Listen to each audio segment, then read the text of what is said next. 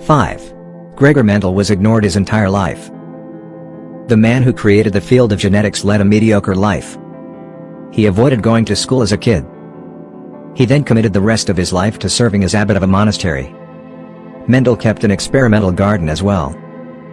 There, he spent the final 7 years of his life. Mendel researched pea breeding and selection. Mendel's laws of inheritance are the results of his research. He published them in a scientific publication in 1866, but nobody seemed to care. Then Mendel distributed copies of his theory to renowned researchers. They remained silent. 4.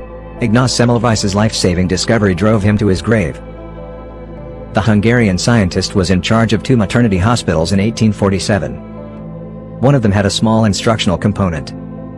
The students studied both childbirth and autopsies. Another clinic served low-income female patients. But people from all social classes liked it. The original clinic's high fatality rate was the cause of this. Even those giving birth in public had a higher probability of surviving. Semmelweis was the one who discovered the solution. It turned out that students didn't wash their hands before entering the birthing room and the autopsy room.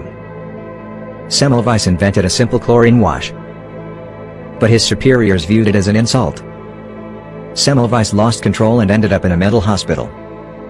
He was assaulted and passed away 2 weeks later. 3.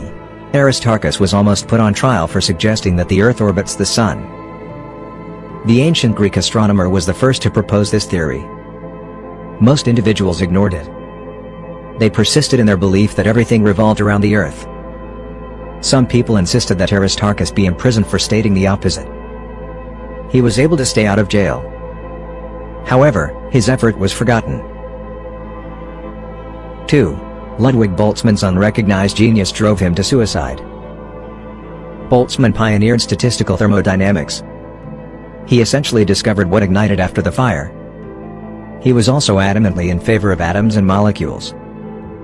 His co-workers humiliated Boltzmann for it. They held that the universe was composed of energy rather than substance. Even those who had initially backed Boltzmann changed their minds. It was the final straw for Boltzmann, who had bipolar disorder. He hanged himself in 1906.